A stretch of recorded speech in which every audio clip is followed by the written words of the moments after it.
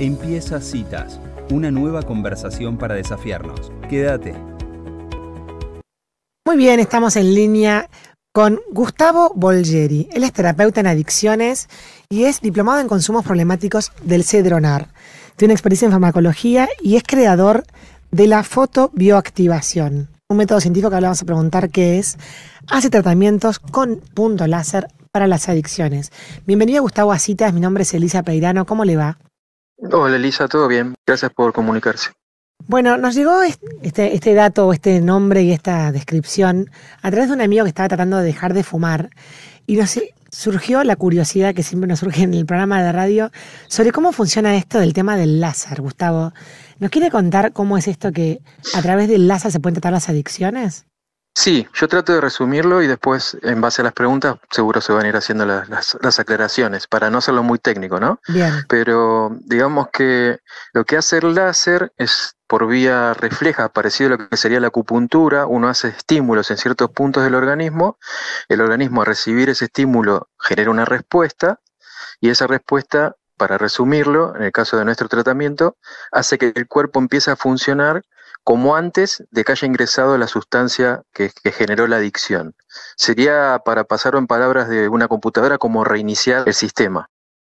Y después de esos estímulos, el cuerpo, al no reconocer que le falta la droga que generó la dependencia, no pasa lo que se llama abstinencia. O sea que el paciente que se somete al tratamiento, después de hacer el tratamiento, no siente, cuando corta el consumo, lo que siente si lo quiere dejar por cuenta propia, que Ajá. Generalmente en la abstinencia hay una serie de reclamos del organismo porque el organismo aprendió que necesita esa sustancia. Entonces lo que hace el láser, para resumirlo, es evitar que el paciente sufra esa abstinencia cuando deja de consumir.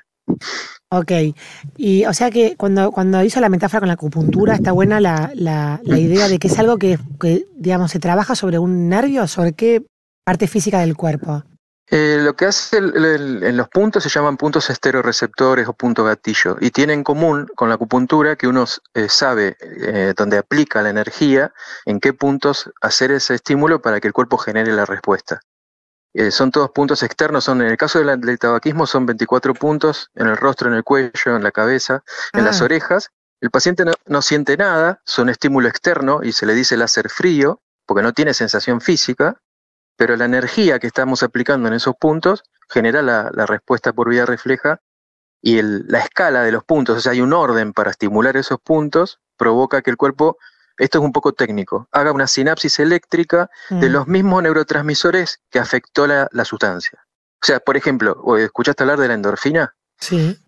Bueno, la endorfina es un neurotransmisor que nos genera placer. Lo que hace el láser es estimular la morfina endógena, que es el equivalente natural que está en el cuerpo a la endorfina. Y cuando vos estimulás la morfina endógena, el cuerpo interpreta que no necesita más los picos de endorfina que le daba la droga. Ajá. Cualquiera de las drogas sea, ¿no? Entonces vos reiniciás ese valor que había puesto la sustancia de ese neurotransmisor en un valor muy alto al valor natural que el cuerpo necesita para funcionar sin ninguna droga. Y eso hace que después el cuerpo interprete que no necesita la sustancia. Qué bárbaro. Ahora, cuando usted dice que son puntos externos, ¿son puntos que están como ubicados en la piel? Claro, exacto. Son terminaciones nerviosas. Ahí sí entramos en algo muy técnico. Se estimula el ATP plasmático y el potencial de membrana. Son puntos parecidos a los de la acupuntura que tienen la capacidad de transmitir una información. Pero el paciente, lo bueno de este tratamiento, por ejemplo, comparado con la acupuntura, hay un tipo de acupuntura que se llama moxibustión, que vos ponés la aguja, quemás la punta de la aguja y transmitís un calor al punto, que en definitiva es una energía. Pero el paciente siente quemazón, siente una serie de molestias en esa aplicación, y lo que tiene el láser de ventaja es que es un láser terapéutico parecido al que usan los kinesiólogos y no tiene ningún tipo de sensación física. O sea que además de ser inocuo, es cómodo para el paciente porque no siente nada. Gustavo, mi nombre es Sofía Peña, ¿qué tal? Sí. Este tratamiento en el que se resetea y se genera esta sensación de saciedad o de equilibrio, ¿no? Nuevamente, y no se necesita la sustancia para estimular el cuerpo, ¿cuánto tiempo hay que practicarlo como para que después no... O sea, ¿cómo hace el organismo para después quedar en ese equilibrio sin la aplicación? ¿Tomamos el caso del tabaquismo como ejemplo? Dale. La nicotina. La nicotina, todas las drogas lo que tienen en común es un neurotransmisor que se llama dopamina. Es bastante conocido junto con la endorfina y otros. Pero la nicotina estimula, para que el cuerpo interprete que tiene que hacer esa respuesta cuando uno empieza a fumar, estimula un neurotransmisor que se llama acetilcolina. Lo que hace el láser es estimular el valor endógeno de la acetilcolina, de la endorfina y de la dopamina, y se necesitan solamente 2 aplicaciones el mismo día. El paciente, en el caso del tabaquismo, es un turno doble, que tiene que haber una pausa de 2 horas entre una aplicación y otra. Cada aplicación son más o menos unos 20 minutos, y después que uno termina ese proceso, el cuerpo ya interpreta que está con sus valores como viniste de fábrica, y no te va a reclamar que vos ingreses esa sustancia que había generado una dependencia. En el caso del tabaquismo son 2 aplicaciones el mismo día.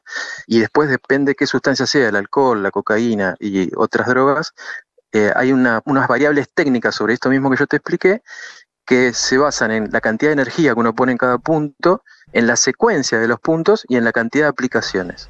Pero va a depender. En el caso de la cocaína son 5 aplicaciones a lo largo de un mes, que es el tratamiento más largo. En el caso del tabaquismo se resuelve en el día. ¿En el día? En el día. Ahora, una pregunta, Gustavo Ángeles, hoy, ¿cómo le va? Hola, ¿qué tal? ¿Cómo es el comportamiento en el paciente luego de esta, no sé, práctica, está bien decir práctica, tratamiento, perdón? O sea, ¿vuelve a su casa con algún tipo de síntoma o alguna indicación especial? Lo encadenamos con lo que le estaba respondiendo a tu compañera anterior, porque suena, por ejemplo, un poco extraño decir que hago 2 aplicaciones en el día y dejo de fumar, el cuerpo no me va a reclamar. Pero ahí, en el caso de la nicotina, es la única droga que uno consume muchas veces durante el día.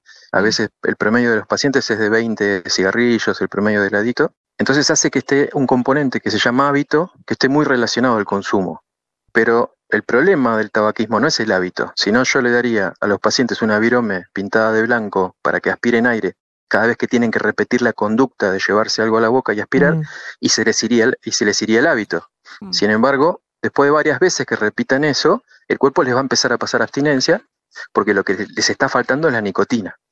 Por eso los tratamientos que apuntan solo al hábito bajan la cantidad de consumo, pero llegan a un momento donde no lo pueden sostener, porque empieza la necesidad de la sustancia. Lo que hace el tratamiento es resolver lo más difícil, que es ese aspecto, que es el aspecto de la necesidad física de la sustancia, y deja el hábito en un estado que se llama hábito residual. Otros le dicen hábito huérfano. Entonces, encadenado con la pregunta que me hacías, ¿qué pasa cuando el paciente vuelve a su casa? Va a tener por unas 72 horas una serie de reflejos que tienen que ver con la conducta, pero que el cuerpo no responde a la necesidad de la sustancia. Entonces, ese reflejo del hábito, que antes se transformaba en una compulsión y que el paciente no podía controlar, lo puede dejar pasar, y en un promedio de unos 15 o 20 segundos, el cuerpo deja de mandar esa señal porque no se junta con la necesidad. O sea que el paciente siente los mismos estímulos, pero los puede controlar. Y después de varias veces que los controla, ese hábito residual se borra. O sea que al paciente vos le dejás una tarea con unos consejos que se le dan por escrito, que va a durar muy poco tiempo y que lo va a poder revertir con facilidad porque no va a tener reclamos físicos cuando quiere controlar el recuerdo del consumo. Gustavo, tiene que haber una decisión o un deseo de dejar de fumar en ese caso, ¿no? Porque pienso, pasado este tiempo, una semana posterior, por ejemplo, no sé, en una sobremesa con cerveza o con cualquier cosa que acompañe una situación donde la persona que fumaba está acostumbrada a fumar.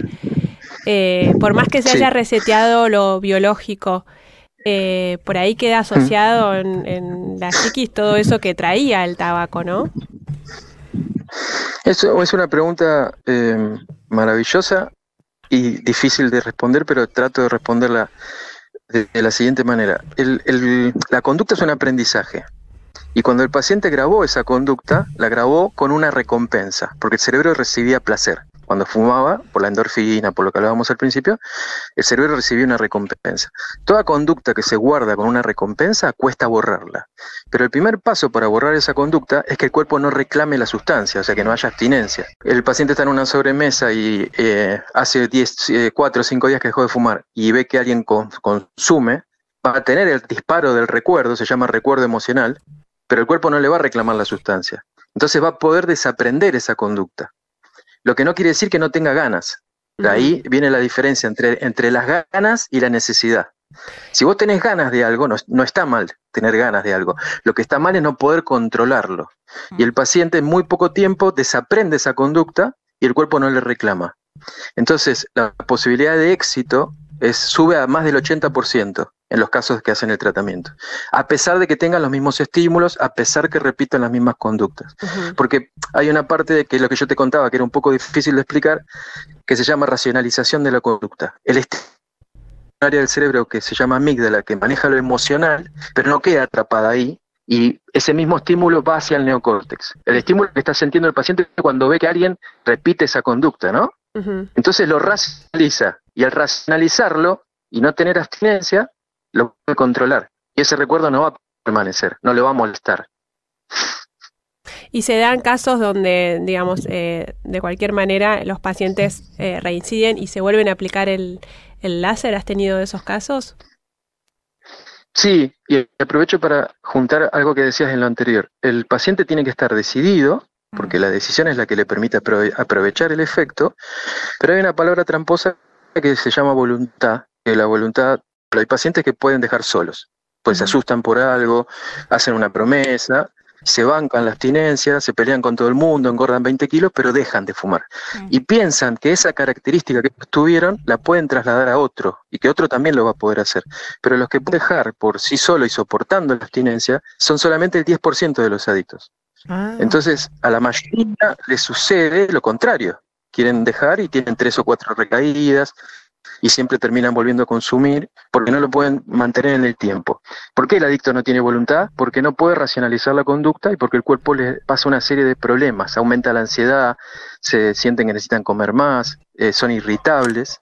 Como el tratamiento elimina todos esos factores que hay para que el cuerpo no les reclame y se racionaliza la conducta, ahí aparece la voluntad. Porque la decisión la tiene el paciente y no la tiene la sustancia. Es como si se desacoplara la voluntad de la persona del cuerpo, de las reacciones físicas del cuerpo, como que eso no lo puede controlar. Sí, en este caso lo adicional, de que hay un efecto fisiológico en la racionalización de la conducta, que yo les explicaba hoy, que el paciente empieza a tener la posibilidad de que el estímulo que recibe, el recuerdo, llegue a un área donde se racionaliza, que se llama neocórtex. Cuando el paciente tiene abstinencia, el estímulo del recuerdo queda atrapado en un área que se llama amígdala. Entonces uno va a tomar siempre decisiones emocionales. Además de tener abstinencia, va a tomar decisiones emocionales. En este caso, no tiene abstinencia y también puede racionalizar la conducta. Esos dos factores hacen que la posibilidad de abandonar el consumo aumente muchísimo. Ahora, en esta reeducación y en la racionalización, digamos, el paciente, después de que ustedes aplican el láser, ¿recibe otro tipo de ayuda como para guiarlo en ese proceso de encontrar otra manera? Sí, justamente se entregan los consejos para ese periodo de ajuste que se le dice, que son las primeras 72 horas aproximadamente, lo más complicado. Y esos consejos que se le entrega, el paciente sabe qué hacer cuando venga el hábito y el recuerdo emocional del consumo. Con esas recomendaciones adicionales al tratamiento, cada vez que viene ese reflejo y se le empieza a cortar con rapidez, el paciente reconoce que no tiene abstinencia y empieza a aparecer la voluntad y lo puede sostener en el tiempo. Gustavo, esos consejos se entregan por escrito. Eso te iba a preguntar, esos consejos más o menos de qué van. Esos consejos, si un paciente hizo por ejemplo, una charla de un grupo de autoayuda para dejar de consumir o lo que sea, muchos de esos consejos son repetidos y tienen que ver justamente con racionalizar, justamente. Pero la diferencia es que cuando uno le entrega consejos, cuando el paciente no tiene abstinencia, los puede aplicar. Los puede aplicar porque el cuerpo no le va a reclamar. Entonces realmente está aprendiendo una nueva conducta. En cambio, si el paciente aplica esos consejos con abstinencia, no racionaliza y encima se siente mal. Entonces, en estos casos, los consejos son bastante conocidos entre los que han tratado de hacer un tratamiento de conductista para abandonar una adicción, pero con la ventaja que los van a aplicar sin abstinencia. Por ejemplo, los primeros 2 o 3 días cambiar algunos hábitos, no pararse en el mismo lugar. Si se tomaba mate y se fumaba, tomar el mate en otro lugar de la casa o en otro horario. Pero simplemente por 48, 72 horas para que el cuerpo desarme los hábitos relacionados. Está bueno. ¿Y qué otro tipo de adicciones se trabaja con este sistema de láser, Gustavo, además del tema del tabaquismo? Viste que al principio hablábamos que hay un transmisor que es la dopamina, que es común a todas las sustancias que generan dependencia química. La cocaína, el alcohol, que es el etanol, el principio químico, la nicotina, que es el cigarrillo, que para hablar de las tres más importantes, y las tres drogas actúan sobre un centro que se llama centro de la recompensa, modificando esos valores que hacen que el cerebro interprete que la va a necesitar en forma permanente. Entonces, el láser, cualquiera de las sustancias, inicia esa información al estado base y hace que el cuerpo no reconozca. Se puede usar para alcohol, para cocaína y para cualquier sustancia que genera dependencia, como los derivados de la morfina, e incluso las benzodiazepinas, que son los famosos clonazepam y tranquilizantes, que muchas veces hay un abuso en el consumo, el paciente los tiene que tomar por un tiempo corto, se hace dependiente de la toma y después cuando lo quiere abandonar tiene abstinencia. Por el mismo proceso que genera cualquier droga, porque es un medicamento pero es una droga. En el caso de las benzodiazepinas adictivas. Entonces, lo único que cambia del tratamiento son algunos parámetros de la aplicación y la cantidad de aplicaciones que hay que hacer para que esa información quede estable. Pero sirve para cualquier sustancia que genere dependencia química. Ahora, una vez que se realizan los tratamientos, no se puede conseguir un consumo, digamos, aceptable o moderado. Por ejemplo, pongamos el alcohol, ¿no? Que es por ahí la droga que más socialmente aceptada está. El paciente que va con esto, se aplica el láser por un consumo de alcohol, ¿después podría lograr un consumo moderado? Porque generalmente cuando una persona es adicta, después ya no puede volver a consumir esa droga, ¿no? ¿Es así? Ideal la pregunta. La definición de adicción es no poder controlar el cuándo o el cuánto, o sea que uno empieza a consumir y después la sustancia empieza a decidir por uno. Una vez que uno genera la dependencia química, queda un marcador en el cerebro que se llama receptor endógeno de esa misma droga y puede dejar de consumir, por ejemplo, haciendo el tratamiento, pero no deja de ser adicto, en categoría de adicto. ¿Qué significa? Que pase el tiempo que pase cronológico, cuando el paciente vuelve a consumir esa sustancia, para el cerebro no es un primer consumo. Nunca el que es adicto va a ser consumidor social de la sustancia sobre la que generó una dependencia. El que puede ser consumidor social es el que nunca llegó a ser adicto. El que llegó a ser adicto puede dejar de consumir, pero no puede consumirla eventualmente. Porque el cerebro tiene como un backup, vamos a decirle como una copia guardada, y vuelve a activar la dependencia química en forma inmediata. En el caso del alcohol, que vos lo nombraste, la única ventaja que tiene es que se metaboliza por hígado, entonces el efecto en el cerebro es mucho más lento. Puede llegar a dar segundas oportunidades el alcohol. ¿Qué significa? Que puede llegar a haber algún caso de un paciente que deja de ser dependiente del alcohol y que después consuma en bajas cantidades y el cerebro no llega a reconocer esa información.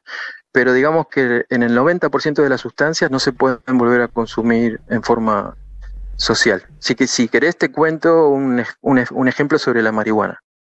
A ver. Por ejemplo, vienen muchos consumidores de tabaco de nicotina que aparte consumen marihuana. Entonces la pregunta típica es, yo me considero adicto a la nicotina, al cigarrillo común, pero no me considero adicto a la marihuana, porque el cigarrillo no puedo dejar de consumirlo y la marihuana la consumo cuando yo quiero. Entonces, cuando hacen el tratamiento, uno no les recomienda que vuelva a consumir marihuana, pero si ellos están durante 30 o 40 días sin consumir marihuana, cuando vuelven a consumir marihuana, el cerebro no va a confundir los consumos con la nicotina y va a interpretar que es el primer consumo de marihuana, porque ellos no eran adictos a esa sustancia. Entonces, ¿qué te quiero decir? Van a dejar de consumir nicotina y no es necesario que dejen de consumir marihuana, porque no tenían una dependencia química a esa sustancia. Simplemente la tienen que dejar de consumir un periodo de tiempo corto para no poner en riesgo el efecto sobre la nicotina, pero después vuelven a consumir normalmente esa sustancia porque no eran dependientes. Ya que estamos hablando de este tema, Gustavo, el tema de la marihuana, ¿es adictiva? Sí. Porque se está socializando mucho su uso y pareciera como que es menos adictiva que el cigarrillo, por lo menos lo que dicen. Y después la verdad es que hay muchos problemas, digamos, vinculados con las drogas más adelante, como una puerta de entrada a sustancias un poco más peligrosas. ¿Y cuál es su mirada sobre el tema? Primero, si uno tiene que hablar solo de lo químico y lo neuroquímico, los cannabinoides tienen un bajo efecto de adicción. Pero no quiere decir que no sea un consumo problemático, por dos factores. Primero, porque es una droga que al estar en consumo uno pierde una serie de reflejos que tienen que ver con los sentidos. Ujú. Por ejemplo, fumar y manejar, marihuana y manejar es peligroso. Hacer trabajo con máquinas, etcétera, etcétera. O sea que es una droga que es menos adictiva, pero no significa que sea una droga que se pueda consumir sin ningún riesgo. Y después hay un segundo problema, que a pesar de no ser adictiva, el cuerpo va generando un efecto que se llama tolerancia, tiene que ver que apaga ciertos receptores del cerebro porque se acostumbra al consumo, entonces se empieza a necesitar mayor cantidad y sin llegar a ser una dependencia química, en muchos pacientes se da que para conseguir el mismo efecto que conseguían con la marihuana empiezan a probar otras sustancias. Claro. Entonces es cierto que es una puerta de entrada a otras adicciones más peligrosas, porque ese nivel de tolerancia, que no llega a ser una dependencia química en muchos casos, hacen que busquen la misma recompensa que tenían en otras drogas. Y ahí se empiezan a probar con drogas sintéticas, con derivados de la cocaína o con otras sustancias que son muy peligrosas. Clarísimo. Bueno, Gustavo, la verdad que ha sido muy, muy informativa esta comunicación, esta entrevista. ¿Dónde puede la gente contactarlo o si quiere saber un poquito más sobre este tema del tratamiento con láser, dónde lo puede hacer? Nosotros tenemos una página que es www.laser.com.ar y un Facebook y un Instagram que se encuentran con las palabras .láser, 0 adicciones o 0 tabaco. Y a partir de ahí hay una otra serie de contactos como celulares y emails que encuentran en esas redes sociales. Tenemos sucursales en 23 ciudades porque lo que tratamos de hacer en estos 14 años es que los pacientes no dependan solo de la central de Capital y que puedan concurrir a distintos lugares para no tener que trasladarse, ¿no? Uh-huh. Entonces tenemos atención rotativa en casi todas las provincias del país. Bárbaro. Y bueno, con esos medios se pueden comunicar. Bueno, muchísimas gracias, Gustavo Bolgeri, por estos minutos con Citas de Radio. Muy amable. Al contrario, gracias por llamar. Adiós. Bueno, y así pasaba este terapeuta en adicciones con el sistema láser. Si te gustó esta conversación, seguinos.